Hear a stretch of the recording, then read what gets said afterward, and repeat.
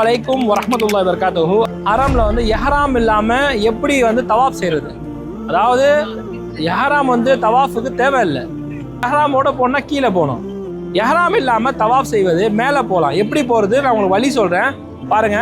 WC3 இருக்கு, WC3 இருக்கு. இது வந்து கிளாக் டவர் சரிங்களா? இதற்கு கீழே வந்து இப்படி நேரா பார்த்தோம்னா அதாவது ஒரு பிரிட்ஜ் ஏறும் மேலே. அந்த பிரிட்ஜ் மேலே தான் மேக்சிமம் எல்லாருமே ஏறணும். எஹ்ராம் இல்லாதவங்க பாருங்க, நான் ட்ரெஸ் போட்டுங்க, நானும் போகிறேன் பாருங்க. இந்த பிரிட்ஜ் மேலே ஏறி போனோம் வச்சுக்கோங்களேன், மேலே போயிட்டு தவாப் செய்யலாம். எஹ்ராம் இல்லாமல் தாராளமாக தவாப் செய்யலாம். அல்ஹம்துலில்லாஹ். எல்லா மக்கள் போயிட்டு இருக்கு பாருங்க, நிறைய மக்கள் போகிறாங்க. அதாவது பாருங்க, கீழே இருக்கக்கூடிய மக்கள், உம்ரா செய்யக்கூடிய மக்கள் கீழே போவாங்க. தவாப் செய்யக்கூடிய மக்கள் வந்து இந்த பகுதியாக தான் மேலே போவோம். செகண்ட் ஃப்ளோர், இது மேலே ஏறினா தான் செகண்ட் ஃப்ளோர்.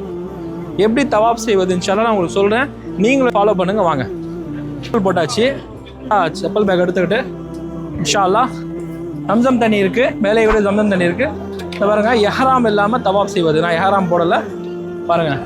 ஜம்சம் தண்ணி குடிச்சிட்டு தவாப் ஸ்டார்ட் பண்ணக்கூடிய இடம் பச்சை லைட், ஹஜர் அஸ்வத் கிட்ட ஸ்டார்ட் பண்ண போகிறோம். அந்த ஹஜர் அஸ்வத் வரும்போது காமிக்கிற வர அந்த பச்சை லைட் தெரியுது பாருங்க, நேராக அந்த பச்சை லைட் வருகின்ற பொழுதுதான் தவாஃபை ஆரம்பிக்க வேண்டும். இந்த பச்சை லைட் வந்து பாருங்க, அதுக்கு நேராக தான் ஹஜர் அஸ்வத் இருக்கு. தவாஃப் ஆரம்பிக்க போகிறோம் வாங்க. மேக்சிமம் இருக்கக்கூடிய மக்கள்லாம் தவாஃப் வந்து மேலே தான் செய்வாங்க. பாருங்க, நிறைய தண்ணி இருக்கு, தண்ணீர் பிரச்சனை இல்லை, வெயில் கிடையாது மேலே. இது வந்து மேலே 2வது மாடி, செகண்ட் ஃப்ளோர். இல்லாத இந்த பச்சை லைட்டு இதுக்கு நேராக இருக்கக்கூடியதான் ஹஜர் அஸ்வத். ஹஜர் அஸ்வத்துடைய திசை.